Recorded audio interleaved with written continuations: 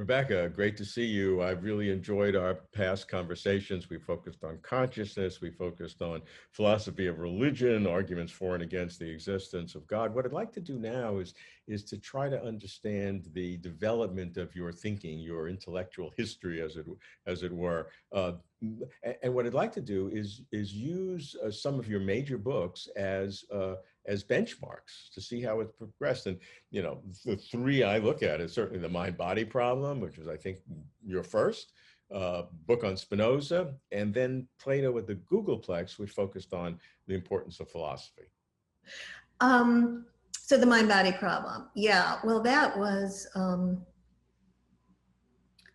novel, and I really surprised me when I found myself writing a novel. And I was a very young,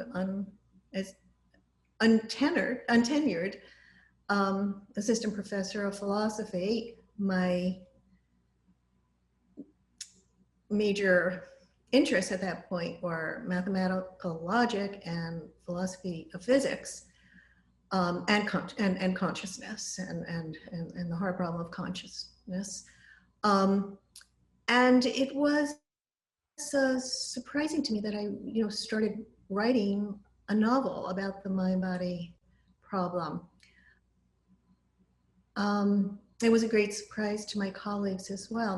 Not a very welcome one, I have to say, at the time. So, and the interesting thing is that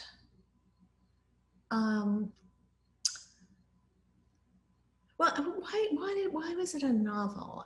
It's still mysterious to me that I was writing a novel about this.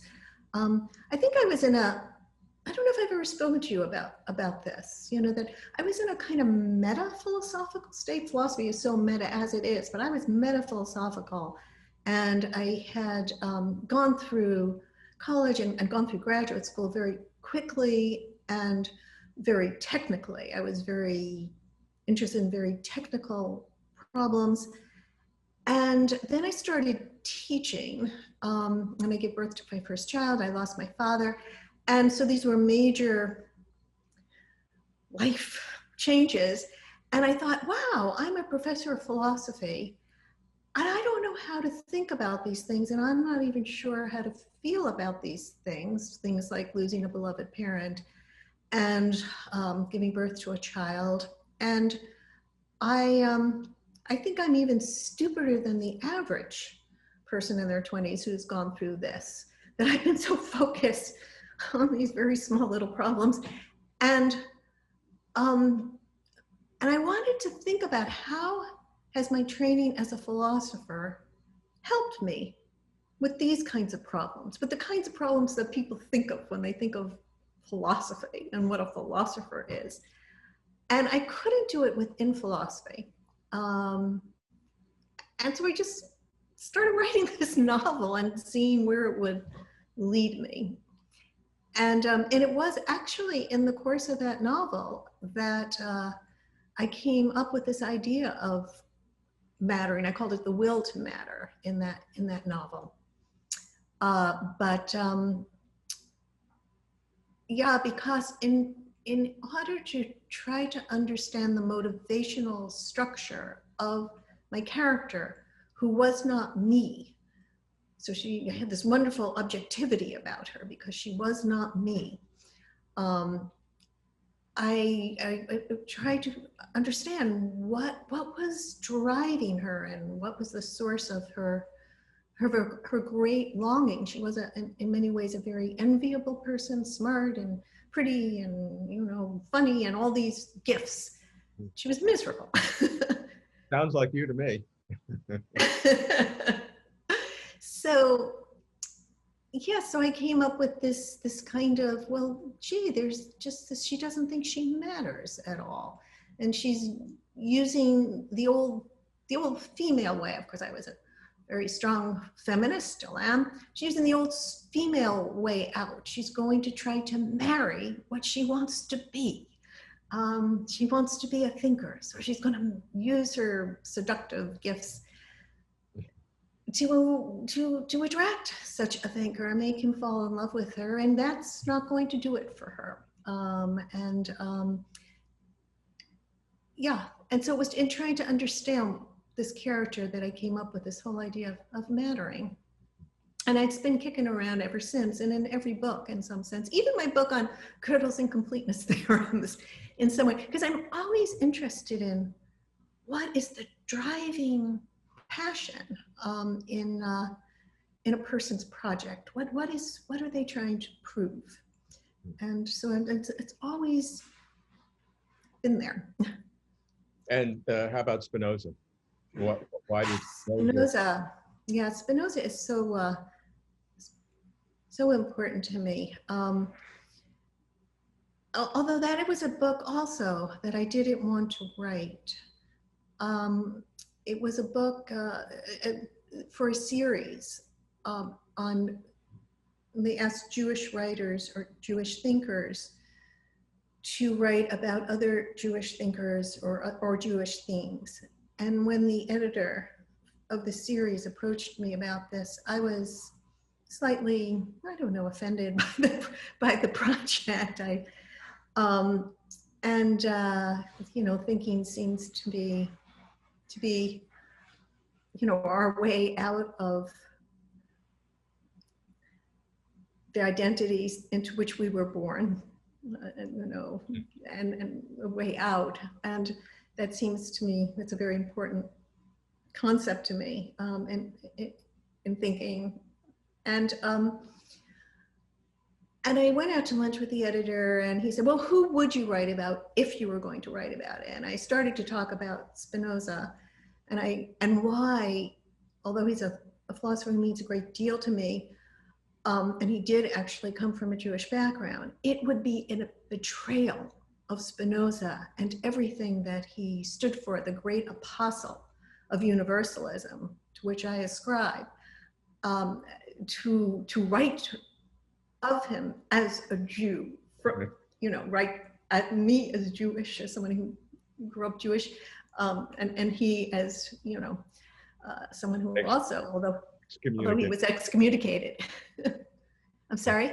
Excommunicated. Excommunicated, exactly, excommunicated. I remember when I turned 24, you know, when I was in graduate school, and I was thinking, what have I done with my life? You know, by my age, Spinoza had already been excommunicated. He'd been important enough to excommunicate.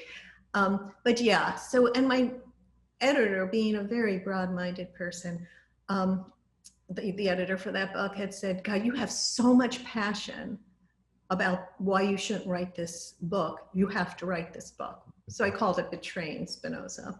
Oh, wow. Let's go on to Plato at the Googleplex, because the theme, as I see it, is something that I deal with on Closer Truth very frequently, and that is in two big areas, in physics, cosmology, and in neuroscience, the idea that philosophy is not only obsolete, but it is potentially destructive to scientific progress. And you've addressed that very cleverly, but you took on that very fundamental question. So tell me about that. Yeah, so of course, keeping the company that I keep, scientists, mathematicians, I am so often having to defend the view that that there's a point to philosophy, and that even were science, you know, that first of all, so much of scientific progress, including the epistemology of science, and the claim that science does describe the world, all of these claims are established philosophically. Science can't themselves establish these. That science is science is an incredibly ingenious thing that we large-brained apes have come up with, a way of trying to get reality itself to answer us back when we get things wrong. I mean, that's what the empirical methodology really is about, to make reality in a sense our collaborator, to be able to put in its 2 cents and to correct so many of the deep intuitions that we have that are wrong. That's why we can barely wrap our heads around theories like relativity theory and quantum mechanics in particular. We can't, because so many of our intuitions are being undermined by this amazing thing that we've come up with, this methodology. But the methodology can't itself, it can't produce itself, the methodology. That is a product of philosophical reasoning, as is the claim that what we're learning in scientific theories is actually about reality. And so, and not all philosophers of science nor scientists would agree with that. Not everybody is a scientific realist. Stephen Weinberg famously, he told me, he said, philosophy really does have value, but it's only when good philosophers keep all the bad philosophers out of the face of scientists. Out of the, what was that? Out of the face of scientists. In other words, philosophy has use in keeping all the philosophy away. So just let scientists do their work. Well, I feel crazy to take on a person like Stephen Weinberg, right? But I disagree. So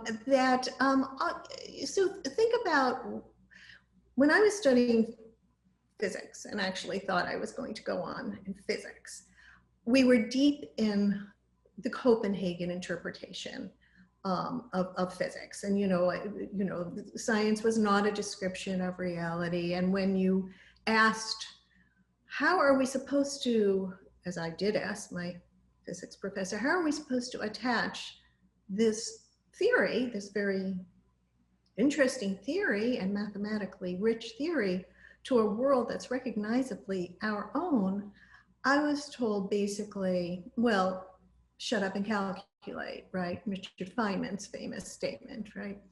And I think that was bad philosophy. I actually think, and a lot of philosophers of science, as well as some physicists, pushed back on this, and now we have two other, I think, interpretations of quantum mechanics, much more realistically inclined, Bohmian mechanics and the multiverse, pushing out what was the dominant view.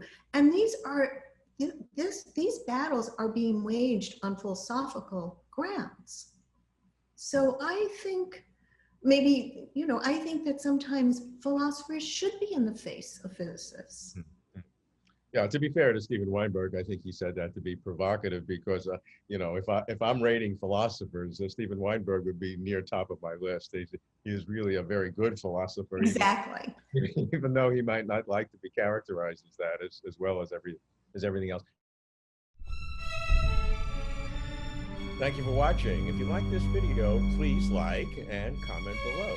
You can support Closer to Truth by subscribing.